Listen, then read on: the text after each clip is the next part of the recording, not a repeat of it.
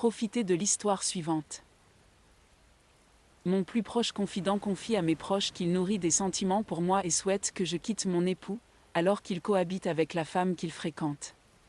Secrètement ressemblé à moi.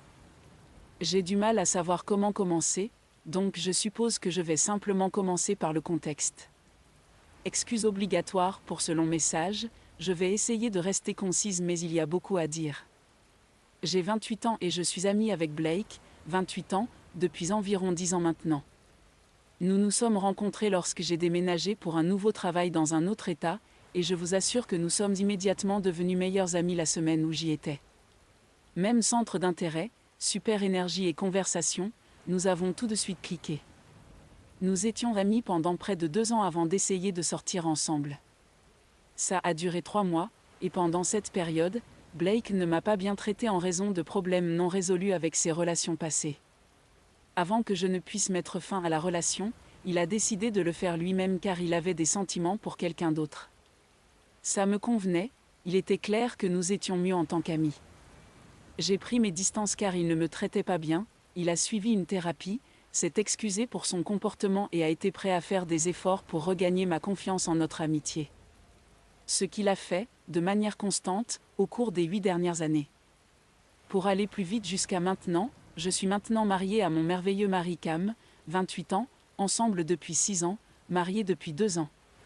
Blake et moi sommes toujours les meilleurs amis, lui et son ex se sont séparés après notre courte période de rencontre, et il est maintenant avec une merveilleuse femme, Kelly, 21 ans, depuis presque 2 ans, ils ont commencé à se fréquenter quelques mois avant mon mariage, cela est important. Kelly et moi sommes également de bonnes amies, elle est la personne la plus douce. Blake vit également dans la même ville que moi maintenant, après le décès de sa mère, il a déménagé ici pour bénéficier d'un meilleur réseau de soutien, sa petite amie a emménagé il y a environ 9 mois. Au cours des 6 derniers mois environ, les choses ont été tendues avec Blake. Mon mari est très introverti, et Blake a commencé à exprimer sa frustration quant à son incapacité à devenir ami avec Cam et le sentiment de déranger Cam. Et j'ai aussi commencé à avoir des disputes étranges, un peu des remarques subtiles négatives, dénigrantes, etc. Ensuite, mon mari et moi sommes venus à une soirée jeu pour l'anniversaire de Blake il y a 3 mois, pendant laquelle Blake s'est disputé avec moi à propos de choses très étranges, par exemple mon parcours professionnel et comment je le mène de manière incorrecte, faisant des commentaires du genre « Je suppose que si tu veux te freiner dans la vie, tu peux le faire ainsi, etc. » Mon mari et moi étions très surpris, et après plusieurs tentatives pour arrêter cela, nous avons fait des excuses et sommes rentrés chez nous. Plus tard, Blake m'a envoyé un SMS pour demander si tout allait bien car l'ambiance était étrange. À quoi j'ai répondu, pas étonnant, et j'ai expliqué mon problème. Il a décidé de répondre par un mail, qui utilise encore les mails de nos jours.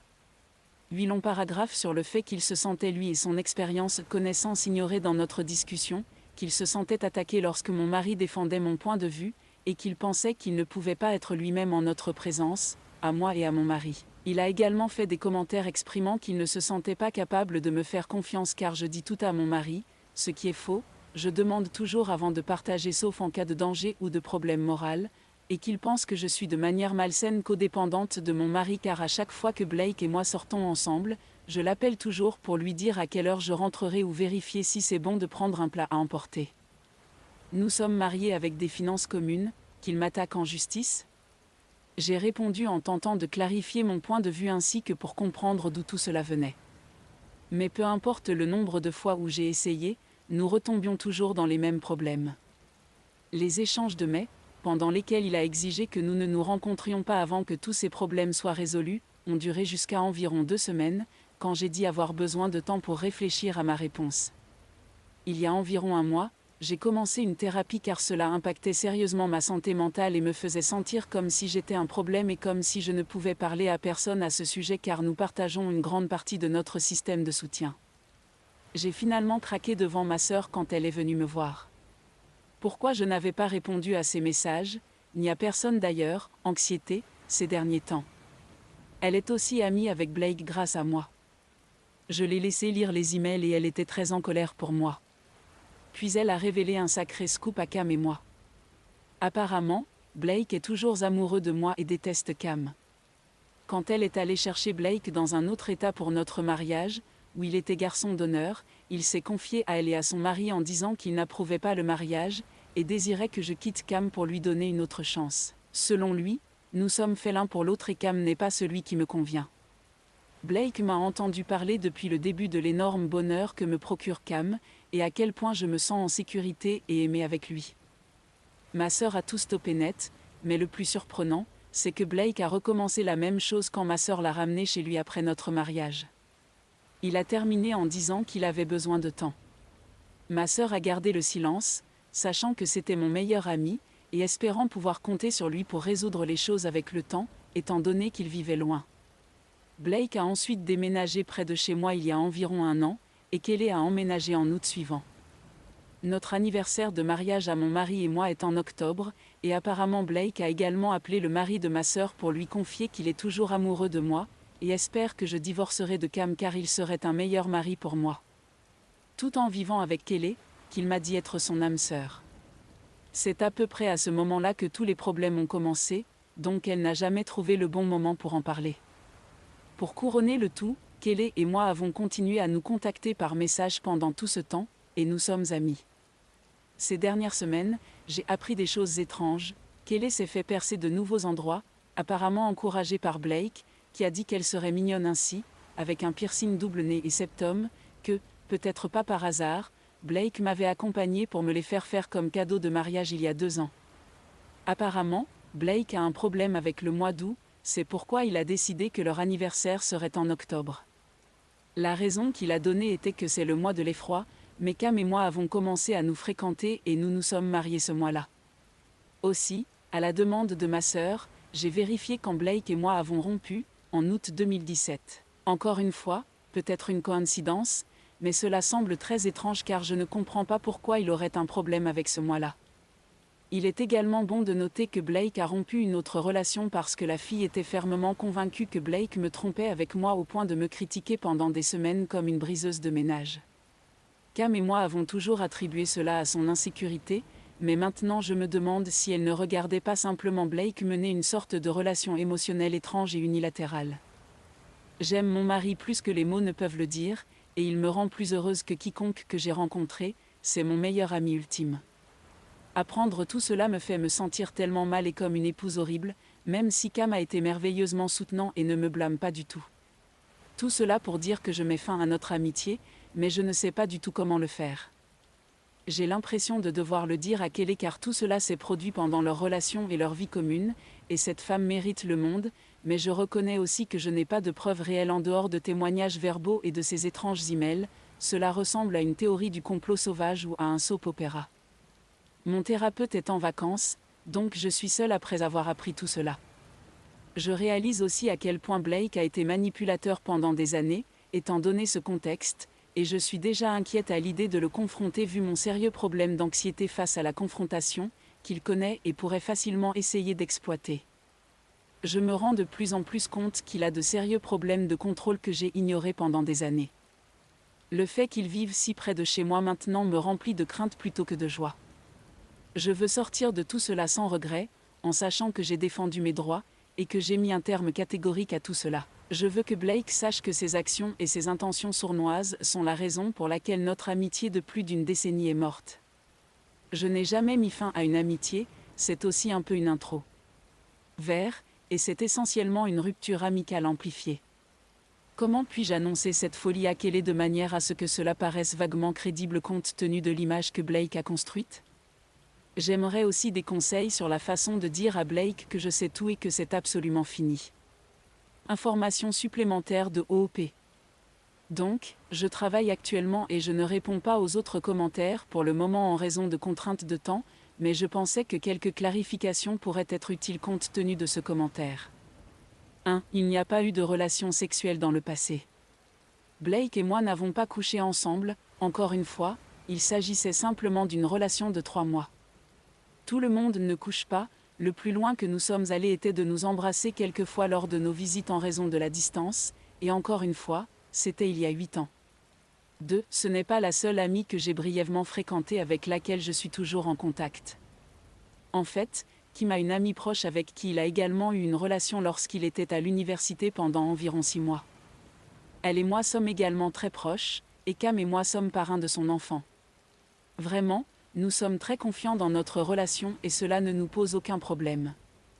Nous sommes également ouverts à toutes les orientations, donc le sexe opposé n'a pas vraiment d'importance pour nous en amitié. Ce ne sont que des personnes.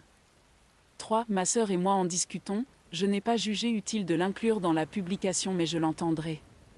Je lui ai fait part de ma déception qu'elle ne m'ait pas tout dit, et elle s'est effondrée en s'excusant et reconnaît qu'elle a fait une erreur. Elle souffre également d'anxiété sévère, et pensait que tout était résolu jusqu'à ce que Blake l'a recontactée une deuxième fois, à un moment où elle traversait personnellement beaucoup de choses. Elle avait l'intention de me le dire la prochaine fois que nous parlerions, vers le moment où j'ai cessé de communiquer à cause de tout le stress. Nous travaillons séparément là-dessus. En ce qui concerne votre résumé, ayant obtenu une ordonnance restrictive contre un ex différent, ce n'est pas très facile d'en obtenir une. Je le ferai certainement si j'en ai besoin, mais passer immédiatement par là ne semble pas réalisable. L'idée d'utiliser la peur des forces de l'ordre n'est certainement pas une mauvaise idée pour se protéger. Dans ma poche, merci. En ce qui concerne votre opinion franchement polarisante sur moi et mon mariage, je ne suis pas venue ici pour demander des conseils ou des opinions sur mon mariage. Mon mari a été incroyable et très catégorique pour me faire savoir qu'il est en colère contre Blake pour être un mec glauque et menteur, pas contre moi. Il sait parfaitement que je ne regarde que lui et n'a jamais douté de cela avant ou après tout ça. Vous pouvez penser ce que vous voulez de moi ou de mon mariage, mais je voulais le souligner. Le sentiment d'être une mauvaise épouse dont j'ai parlé vient du fait que je me sens aveugle depuis tout ce temps, surtout en reconnaissant à quel point tout cela sonne cliché. Que ce soit vrai ou pas, je sais que mon mariage est solide et sécurisé, et je n'ai en aucun cas manqué de respect à quiconque. Mise à jour, le 24 avril 2025. Bonjour à tous. Eh bien, je ne m'attendais vraiment pas à faire une mise à jour ou un suivi quand j'ai publié mon message original. En toute franchise, mon message original a été beaucoup plus populaire que je ne l'avais imaginé. J'ai fait de nombreux messages au beau-père des années, y compris celui-ci, et généralement j'obtiens les conseils de quelques réditeurs bienveillants avant que cela ne tombe dans l'oubli lol, donc c'était vraiment nouveau pour moi. Je suis infiniment reconnaissant à toutes les personnes merveilleuses qui m'ont offert des commentaires de soutien, de soins et de conseils. Certains commentaires étaient si précieux et je ne pourrai jamais assez vous remercier. J'ai décidé de supprimer le message original, principalement pour préserver ma tranquillité d'esprit car il était étonnamment anxiogène d'avoir quelques 500 000 vues sur l'un des moments les plus surréalistes de ma vie, et partiellement pour me protéger car il y avait de nombreux détails spécifiques qui pouvaient facilement être identifiés s'ils étaient vus par quelqu'un connaissant les détails dans la vraie vie. Maintenant que cela est réglé, la mise à jour, j'ai décidé de parler à Kelly après tout. Je lui ai demandé de se rencontrer et je l'ai invitée à prendre un café et des pâtisseries, puis je lui ai tout révélé. Elle m'a écouté, a même tendu la main pour me tenir quand elle m'a vu trembler, et m'a remercié de lui avoir dit. En bref, elle a décidé de rester avec Blake pour l'instant, mais elle est avançant en gardant cela à l'esprit, comme c'est son droit de décider. Elle veut rester amie avec moi, et comprend parfaitement que je ne veux rien avoir à faire avec Blake et pourquoi, ainsi que de ne pas partager d'informations sur moi avec lui, et qu'il y aura un peu de distance pendant un moment. C'est là que vous pourriez me crier dessus. Mais j'ai confronté Blake en personne. C'était principalement parce que je voulais régler ça immédiatement après avoir parlé à Kelly sans éveiller de soupçons, et se retrouver sous prétexte de parler en personne était la manière la plus simple de le faire. Mon mari m'a accompagné, bien que la conversation se soit déroulée uniquement entre Blake et moi. J'ai pris plusieurs précautions de sécurité également, telles que l'enregistrement secret de l'interaction. Initialement, Blake a commencé avec le classique d'Arvo, disant qu'il ne se souvenait pas avoir dit ces choses à ma sœur, etc., puis se souvenait de certaines choses mais dans des contextes différents. Il a même essayé de me renvoyer la balle à plusieurs reprises. J'ai tout arrêté ainsi que toutes les excuses ou justifications données, et j'ai fermement fait valoir mon point que, quelle que soit l'intention ou la raison, ces actions sont extrêmement inappropriées et inexcusables. Après avoir démonté suffisamment d'excuses, il a réellement présenté plusieurs excuses en reconnaissant ses actions. Que ce soit sincère ou non, je ne le sais ni ne m'en soucie, mais c'était un peu cathartique pour sûr. Il insiste sur le fait que tout ce qui concerne Kelly est purement fortuit, mais de toute manière cela les concerne à ce stade. La conversation s'est terminée par lui disant qu'il ne voulait pas perdre notre amitié. Qu'il était prêt à faire une pause amicale pendant un moment, établir de meilleures ou plus fermes limites. Qu'il pense être dans un meilleur état d'être plus honnête. Qu'à présent, il était conscient du problème et ferait plus attention à ne pas enfreindre mes limites. Je l'ai arrêté en lui disant que cela faisait longtemps que ce navire avait quitté son port, et cela ne devrait pas prendre mon annonce de rupture pour qu'il fasse l'effort de me respecter. Il a ensuite dit qu'il respecterait ma décision de mettre fin à notre amitié, mais il m'a supplié de garder au moins un esprit ouvert à une possible réconciliation future. J'étais pratiquement à bout à ce moment-là et je lui ai dit clairement que ce sont les conséquences de ses propres actions, que je ne pourrai jamais plus faire confiance à quoi que ce soit qu'il dit ou fait, et que même si dans un univers alternatif j'étais ouvert à cela, il ne serait qu'une connaissance, et certainement jamais mon meilleur ami, voire un ami proche de nouveau. Il est resté silencieux et les larmes aux yeux après cela, je suppose qu'il savait que les choses touchaient à leur fin. Je me suis levé, il m'a demandé un dernier câlin. J'ai dit non, lui ai tendu la main, et je suis parti sans me retourner. Ce qui m'a donné une sensation de badass. Jusqu'à ce que j'arrive au coin de la rue et que j'ai la crise de panique qui se profilait toute la journée lol. On gagne, on perd. Dans l'ensemble, je pense que cela s'est aussi bien passé que possible. Je ne baisse pas encore ma garde, juste au cas où, mais c'est un soulagement de voir que c'est enfin, apparemment, résolu. Admettons que je ne me sente pas super bien, mais je sais que ça ira. Cam m'a aidé à réaliser que je suis essentiellement en deuil d'un ami de longue date. Même si Blake lui-même n'est pas mort, le Blake que j'ai connu l'est, donc j'essaie de me donner un peu de grâce en traversant cela. Cam a décidé que ce soir serait réservé aux tacos, aux gâteaux et aux jeux vidéo ensemble pour un peu de dopamine, et nous appelons tous les deux au travail demain après ce chaos. Merci encore à tous ceux qui ont offert gentillesse et soutien sur mon précédent message. Je ne pense pas que j'aurais pu avoir la confiance et la maîtrise que j'ai eue aujourd'hui sans vous tous. Que votre oreiller soit toujours frais, votre nourriture à la température parfaite, et que votre vie soit remplie de joie et de paix. Prochaine histoire, mon beau-fils m'a désinvité de son mariage après que sa mère biologique ait proposé de le payer. Et maintenant, il pleure parce que ses frères et sœurs refusent d'y assister à moins que je vienne pour avoir plus de contexte. Je suis mariée à mon mari depuis un peu plus de 20 ans. Nous avons commencé à sortir ensemble lorsque mes beaux-enfants avaient 5 et 3 ans. Nos enfants sont Adam, 28 ans, beau-fils numéro 1, Ben, 26 ans, beau-fils numéro 2, Charles, 20 ans, David, 17 ans, et Ellie, 13 ans. Adam se marie à la fin de l'été avec sa fiancée Alice, 27 ans. Nous sommes tous très excités pour eux. Tous les enfants ont des rôles pour le mariage, Charles est le témoin, les 2 autres garçons sont témoins, et Ellie est demoiselle d'honneur junior. Le week-end dernier, nous avons eu un dîner pour l'anniversaire de mon mari, tous les enfants étaient présents ainsi qu'Alice. Le sujet du mariage est revenu sur le tapis, et c'est là que les choses ont commencé à mal tourner. Ellie a mentionné avec enthousiasme qu'elle était impatiente d'aller acheter une robe et que nous avions prévu d'aller dans une grande ville dans quelques semaines pour lui trouver une robe et moi une robe de belle-mère du marié. À cela, Alice regarda Adam d'un air pensif et répondit que nous n'avions besoin de nous soucier que d'une seule robe, celle d'Ellie. Ellie rigola un peu et demanda « Tu t'attends à ce que maman porte un costume ?» Alice répondit que non, je n'irai pas. Tu sais que nous limitons notre liste d'invités à la famille et à quelques amis proches. Quoi ? Adam et Alice sont venus chez nous à de nombreuses reprises pour des fêtes, des dîners, juste pour dire bonjour depuis leur fiançailles, et cela n'avait jamais été abordé. Les choses ont rapidement dégénéré. En résumé, Charles leur a demandé de clarifier s'ils choisissaient de m'annuler maintenant ou si je n'avais jamais été invité. Alice a confirmé la dernière option. Pourquoi ? Adam a dit que c'était parce que je ne suis pas sa mère. Charles, David et Ellie ont argumenté avec Adam et Alice en leur disant qu'aucun d'eux n'irait si je n'étais pas invité. Que c'était cruel de me laisser de côté alors que j'ai été son parent pendant la majeure partie de sa vie et que je l'ai aimé comme le mien. Mon mari et moi étions assis là, vraiment choqués. Adam s'est finalement tourné vers mon mari et lui a demandé « Alors ?» Mon mari lui a dit qu'il n'irait pas non plus. Adam s'est alors tourné vers moi et m'a demandé si j'allais vraiment laisser tout le monde gâcher son mariage à cause de moi.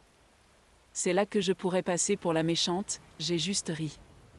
Quelque chose de presque incontrôlable m'a submergé mais toute la situation était tellement ridicule que rire était la seule chose. Pourrait sortir. J'ai dit à mon mari que j'attendrais dans la voiture et je suis partie. Et j'ai immédiatement fondu en larmes.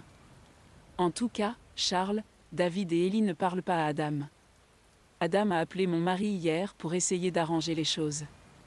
Il était toujours Adam et je ne suis pas invitée alors que c'est leur mariage. Il a également demandé que je m'excuse d'avoir ri de lui. Mon mari lui a dit que tant pis. C'est leur mariage et ils peuvent inviter qui ils veulent, mais ils ne peuvent pas contrôler qui viendra réellement. Il a dit qu'ils me doivent des excuses et qu'Adam devrait avoir honte de lui. Je reçois des textos maintenant demandant ce que j'ai fait et pourquoi je suis une belle-mère méchante et que je gâche le mariage. Plus d'informations sur les relations de chacun. Il était difficile d'inclure tous les détails dans la publication en raison de la limite de caractère, mais j'ai quitté mon emploi quand Charles avait 6 mois. Adam aurait eu 8 ans, presque 9, pas d'aventure. J'ai rencontré mon mari quand il avait été divorcé depuis plus d'1 an. La mère bio était fiancée à quelqu'un d'autre. Si vous demandez à leur mère bio, elle dira que j'ai toujours dépassé les limites. Si vous lui demandez comment, elle donnera des exemples comme le fait que j'allais aux événements scolaires, stepdad aussi, j'aidais avec les devoirs, je passais trop de temps avec eux. Elle me remercierait d'aimer ses enfants autant et puis se retournerait contre mon mari en lui reprochant de trop aimer des enfants qui ne sont pas les siens. Un autre exemple est qu'au début, elle voulait communiquer directement avec moi davantage. Elle disait qu'elle aimait la communication et que j'étais plus facile à gérer que mon mari. La prochaine dispute avec mon mari, elle a mentionné que j'étais bizarre et trop impliquée et qu'elle ne devrait pas avoir à me parler du tout. Je n'ai plus parlé avec elle depuis.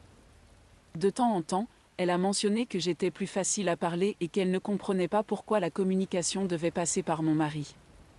Après plusieurs années à chercher à lui complaire, nous avons arrêté pour simplement nous concentrer sur le bonheur et le soutien de notre famille. Cela fait maintenant 23 ans que nous devons composer avec elle, j'ai consulté plusieurs fois un thérapeute pour résoudre les problèmes qu'elle dit que j'ai. Cela a aidé avec des stratégies pour y faire face. Vraiment, c'est juste qu'elle a des problèmes mentaux. Leur père travaillait beaucoup, il a toujours été ennui. Cela a légèrement changé au beau-père des ans mais nous avions les beaux-enfants le vendredi, samedi, dimanche, un lundi sur 2. Ces jours de congé sont toujours tombés sur ces jours-là pour qu'ils puissent passer le maximum de temps avec eux. Mais en général, il travaillait 1 à 2 de ces nuits.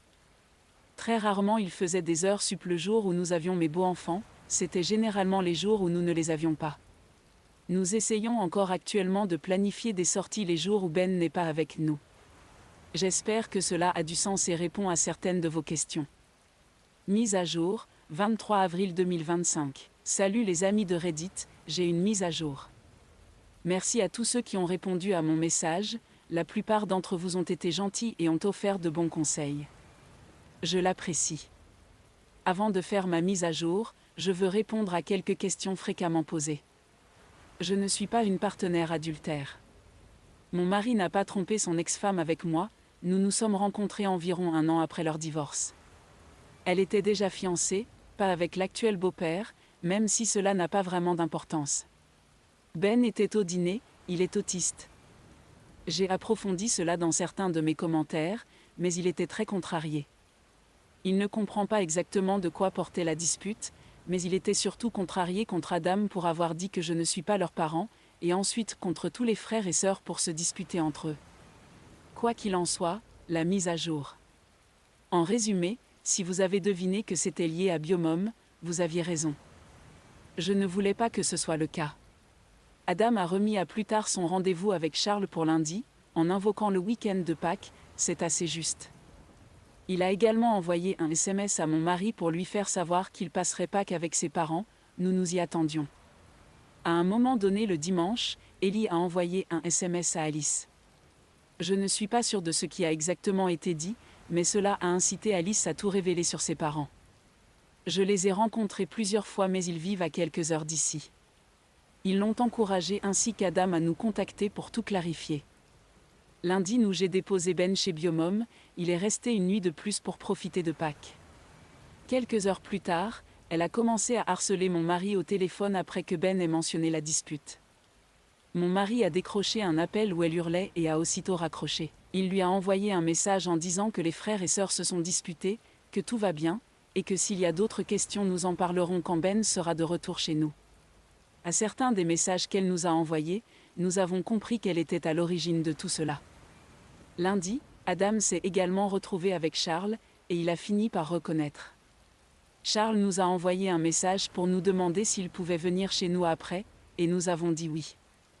Je ne vais pas mentir, Adam avait l'air mal en point. Il s'est mis à pleurer et à s'excuser immédiatement. En résumé, il essaie de renouer avec Biomom. Leur mariage n'est pas pour 60 personnes, il a explosé à environ le double et ils ont du mal à trouver comment le financer. Lors d'une de leurs visites, Alice a laissé échapper l'information et Biomom s'est empressé de les aider financièrement. Les demandes ont alors augmenté progressivement. Je ne sais pas exactement ce qui a mis le feu aux poudres, mais tout a culminé avec Biomom demandant que je ne sois pas présent. Adam a dit qu'il était plus facile de me faire du mal et de risquer une guerre avec sa mère. Les parents d'Alice n'ont pas été enchantés d'apprendre comment ils géraient le mariage et le budget, et encore moins des manigances de Biomom. Ils essaient de trouver comment commencer à rembourser les sommes que Biomom a avancées, nous avons décidé d'aider un peu avec ça. Adam a également demandé si nous pouvions nous retrouver à nouveau dans quelques jours avec Alice, et nous avons dit oui. Il reste encore beaucoup à faire pour réparer les choses. Je suis toujours blessée mais surtout, je suis en colère au nom de mon fils aîné.